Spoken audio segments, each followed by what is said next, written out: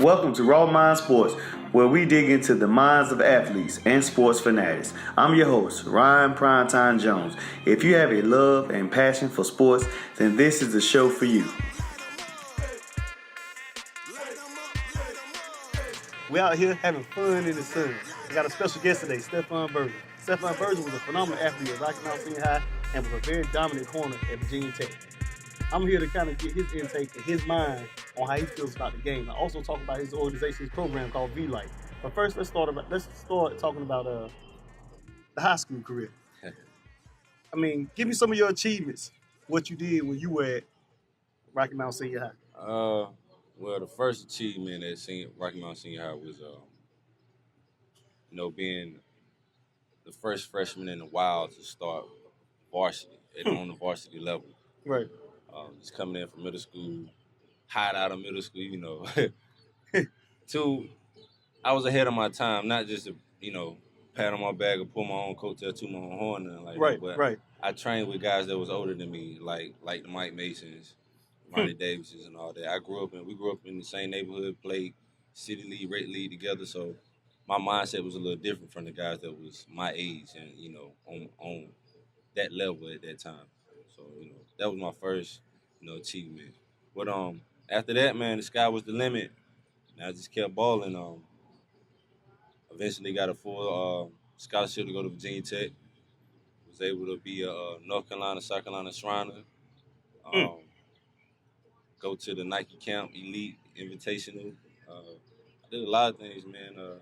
Just recruiting, being able to be recruited by D1 school was the biggest achievement because my parents couldn't pay for college. You know what I'm saying? Right. So it had to be a scholarship. So that I chose that route, and that was the biggest achievement that I think in my high school career. That's free education. I understand that. You got to take what you got to get when it comes to that. My next question is, since you brought up Virginia Tech and getting that free scholarship, that free education, which your parents had to pay for, Right. Tell me about your life and your achievements when you were at Virginia Tech. Okay. Well, I was fortunate to be a preseason All-American coming into my senior year, being able to play with elite corners like Macho Harris, watching Brandon Flowers, and playing behind Brandon Flowers, studying, being in the film rooms with these guys, and admiring Jimmy Williams, big corner that came before my time, and You around some studs, yeah, man. So I had to step my game up, man. They had the bar set so high, I had to go up, I had to jump and grab it, So I dug down deep and I was able to accomplish that goal, and just going to bowl games and stuff like that, being able to be invited to the NFL Combine,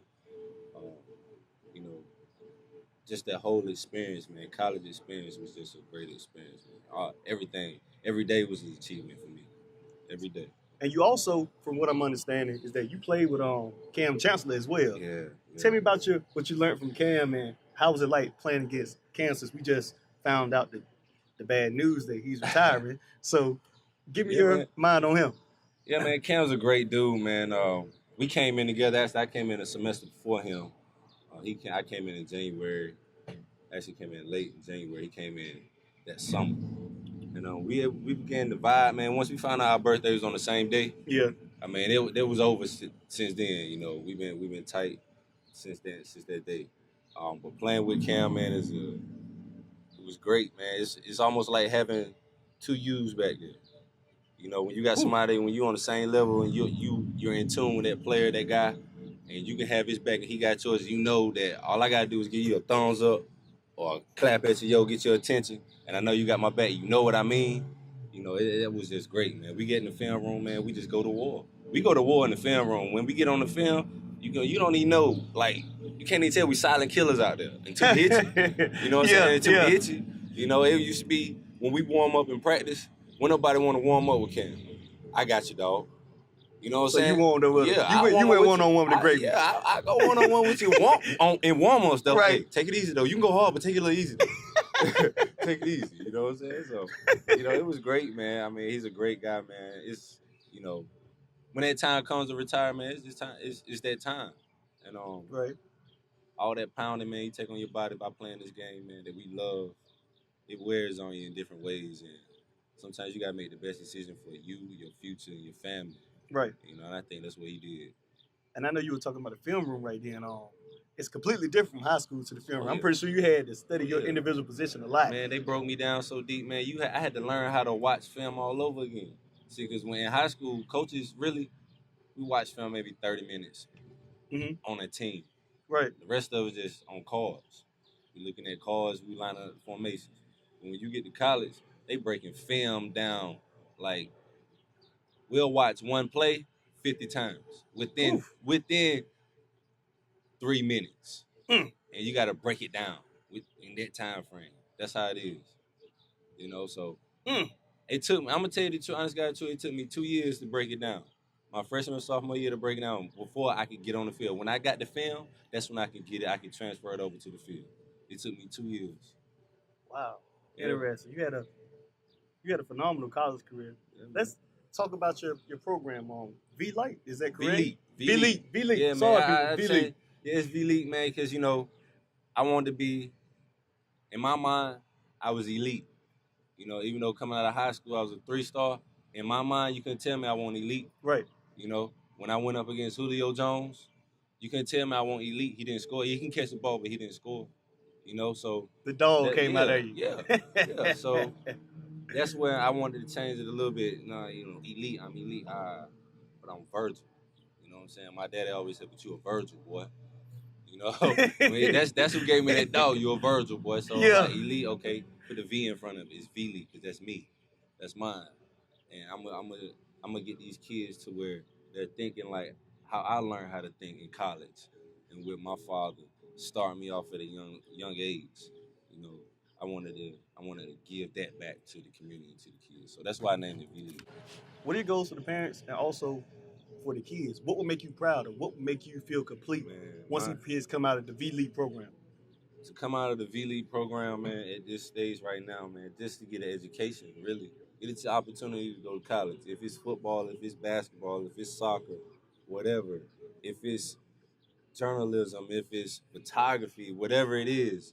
Right. However I can guide you to wherever it is to be successful, man. That's what V-League is here for. And you know, I want everybody to go on to the next level because in my community right now in Rocky Mount, man, is the youth is dying fast. Yeah. You know, because they want to live that fast life.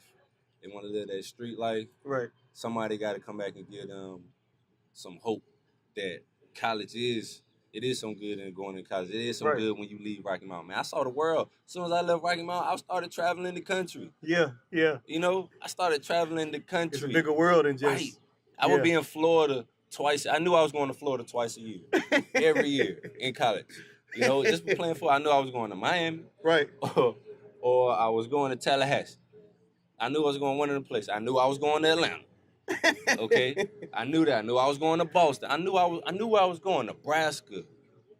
Baton Rouge. God. Come on, man. You get to travel the country, man, see these things, man. It's a lot of networking. Just by going to college, just by playing football, doing something you love. Like, don't just look at it as like war on your body and stuff like that. It's opportunities in this because it's a lot of people that play this game that go on to be owners and entrepreneurs of something else, not just football. Right. You know what I'm saying? So football can lead you to something else greater too, just by experiencing life, you know, through football. So what are your personal drills? I know we out here on the sand on Raw Mind Sports. Tell me a little bit about this sand and what you use this sand for. Man, I use this sand for the beach look. Resistance, man, because it's one thing about running in the sand I learned in college. I got faster, I got stronger, I got swifter, I got elite. I became elite when we worked in the sand. You know, doing it hot sun like there's no clouds in the sky. And we in the sand wrestling each other, doing drills, competing in the sand. Okay? Competing in the sand, one-on-one drills, and then let's go to the sand. We're working on our forward. That's why we were so great. Because we competed with each other, man. So I wanted to bring that back to my community, man, give it to the kids. Let's go to the sand. Let's not just stay on the field all the time. Let's go to the sand. I also want to try to get them in the pool. You know what I'm saying? Let's work your whole body out. Right. Your whole body out. You know, I want to do that not just for the kids, but for the parents too.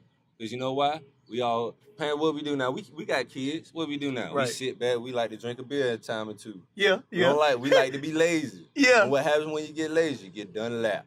Yeah, like me. You get done lap. You know what I'm saying? You don't want to get no done lap. So hey, come on. So your kids out here working out. Why not you come out to a pool or come to a session? I can train Right. too. We can do some physical fitness as well too, man. I do it all, man. This is the community, man.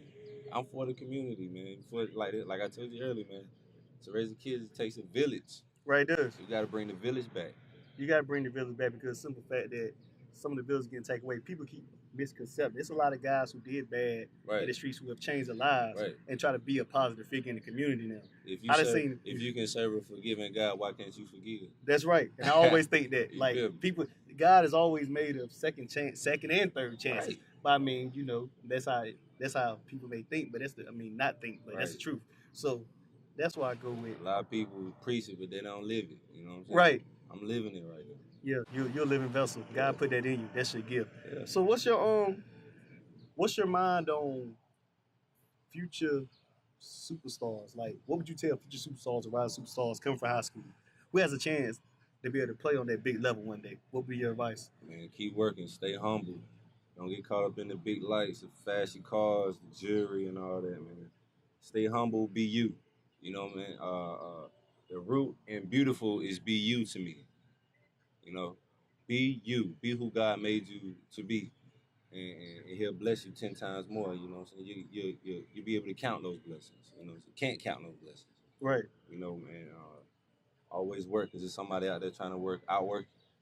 My father instilled that in me, you know. Go out there and work. There's always somebody out there trying to take your spot. So you got to stay ahead of the game, keep your head on the grind, and do what you love to do.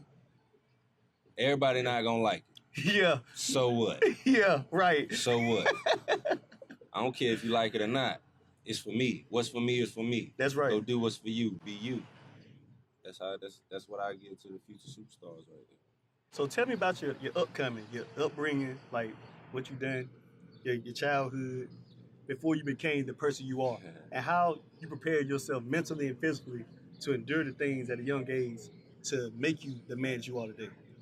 Well, I come from a family of known studs and coming out of Fayetteville, North Carolina. And my father was a great athlete. And I grew up listening about stories told to me about my father playing football, how ferocious of a linebacker he was, offensive guard, track athlete. And I remember every Friday night, coming up in elementary school, I was driving down the field to go see E.E. Smith and seeing how they played, how ferocious they were, how big of a giants they were. E.E. Smith been in school. Yes. I know. They always been big, and they still big. You know, so I grew up with that upbringing, man. My father and his brothers, all of us studs in football. And at the age of 4, man, he let me go out with some kids in the neighborhood to play in the church yard. And when he saw that they couldn't catch me at 4, he was like, yeah, I got something on my hands. So he started with me at a young age. Yeah, he started with me at a young age, and not just with football, but in sports, period, man. I would football, basketball, baseball, soccer, run. I mean, every day when I wake up in the morning, when my foot would touch the ground, you say I would run nonstop. I got pictures in the albums right now where I'm jumping off tables. You know what I'm saying? So it started early with me, man, and coming up in flag football when I got an older cousin. He played up in Maryland, and he played at James Madison University. And I used to go up and visit him and see his games and go to that environment. When I was introduced to that environment, it was like, I can make it here one day. And that's a small school. Right. James Madison is not a big school, but I went to there and out riding up those mountains, man. I can remember that trip verbatim, you know, and being in that environment, I was like, I want to get here one day. So me and his brother, you know, we're 2 years apart, and we would always compete with each other, you know. And when we both made it to college, man, it was like I did what I was supposed to do. I did what I wanted to do as a child. And, you know, having those upbringings, man, those role models like my father, my uncles, my cousins, it prepared me for, you know, to be this person, to do what I do today. 'Cause they gave back to me. So it's your Right. time to give back to the people in your community. Exactly. And whatever they instilled in you, you push it back out. Right. The universe, whatever's instilled in you, you instill it, you push it back out. So I completely agree, because that's exactly the things that happened to me when I was young. Yeah. Tell me about your life skills and the mental training that you use towards your Vlite program. And I say I use the sob stories, man. Like, for real. I use my failures. Man, after like I say being cut from Buffalo was a failure of mine. That's one that sticks out to me because I've never been cut till I was a professional, you know, and I worked my ass off, you know. Even though I was a free agent, I know I worked my ass off. I know I was supposed to be on that team. But that was a failure to me. And I used that because that's when I went to a state of depression and I didn't know how to keep going. I didn't know what to do because I was so low. You know, man, I remember being in the airport and sitting beside myself, like how I'm sitting here talking to you, I was doing the same thing with myself. Sitting there talking to myself like, what are you doing here? You know, I didn't know how to keep going at that point. So when I come out here and I train the kids and I see them wanting to quit, because I'm tired, you gotta keep it moving. Can't quit because something out there is for you. Something is for you waiting. You gotta go get it. It may not happen right now, but you keep working towards it, it's gonna happen. You know, I gave up. If I would have kept going, you know, maybe I could have made it to the CFL. Maybe I could have went overseas when I was supposed to. If I would have just kept going, if I didn't stop, if I didn't get stuck in that rut, you know, under that cloud. You know, so when I come out here and I train the kids and they working, they want to quit. They're saying hot. So what? Pick your feet up. Let's go. That's right. You know what I'm saying? Right. You know what I'm saying? Coach, I'm tired. Hold your head up. Take a breath. All right, I ain't gonna kill you. Take a breath, but we gonna finish. Right. We gotta finish today. You gotta finish what you start. So, you know, I use my sob stories, man, my failures to motivate the kids. Right. You know, one thing I remember doing when I was coaching middle school, I would ask the kids, what is your fear? I would ask them, what is your fear? And most of them would say, you know, something happened to my mom. You know how that feel, right? Right. So to get that rolling right there, I would this is how I would do it. I would talk to me like, you'd be like, what's your fear? My mama. Anything happened to my mama. I would be like, he did it.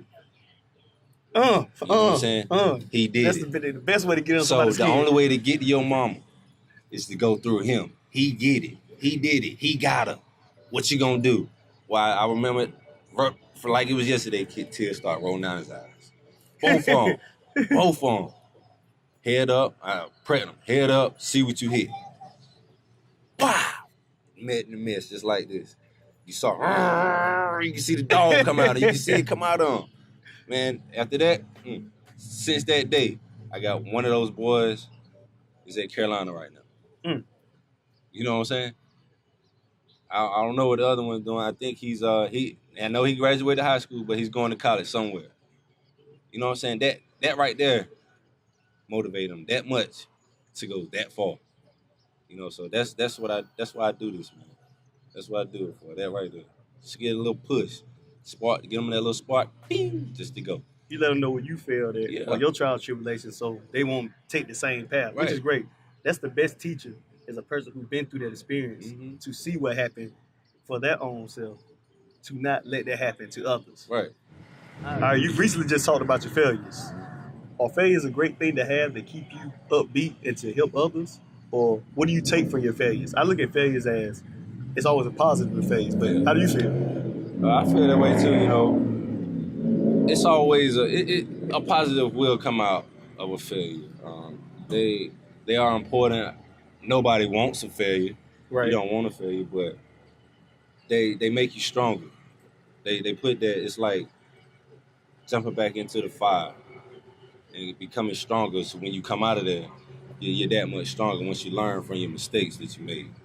And yeah, man, I mean, my failure, it built me, it made me who I am today, man. You know, I lost because I didn't do some things because, you know, making the NFL, a lot of people left me.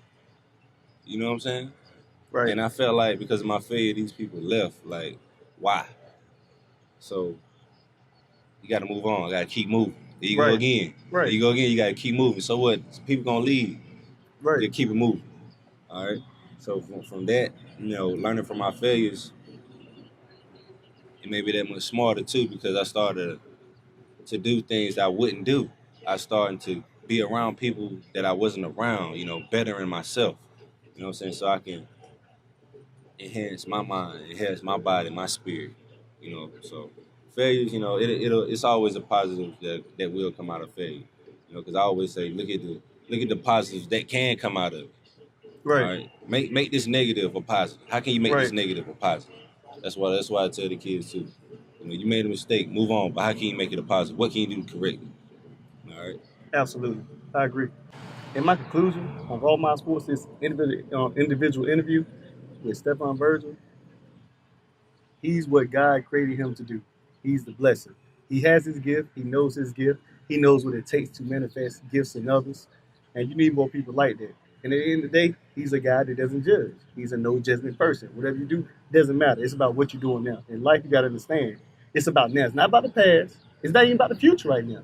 It's about preparing yourself for the future. So what are you doing right now at this time of the day? Whatever the time is right now, what are you doing?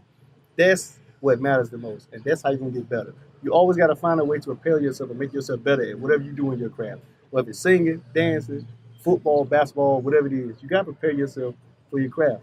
And you got to know the steps and the levels that you need to take. Sacrifices have to be made. So on that note, man, I appreciate Stephan Virgil for being on the show. And can't wait to see some of these young studs you got, see what they made of. Yeah. See what you're teaching. I'm pretty sure you're teaching them well. And I know you're going to have them right. Yes, sir. Yes, It's going to be highly interesting to see some of these kids. And we'll do more shows and we'll have you back on and kind of talk. Right. And we'll see other kids in action. I'm pretty sure you got some kids you want us to see. So yeah, anything you need, my brother. I got one kid in Mexico City right now playing with Team USA, man. Got to check them out. I got a link on my page. You can click on to see the game. Go check Vlite. Yep, you can Instagram Vlite2455.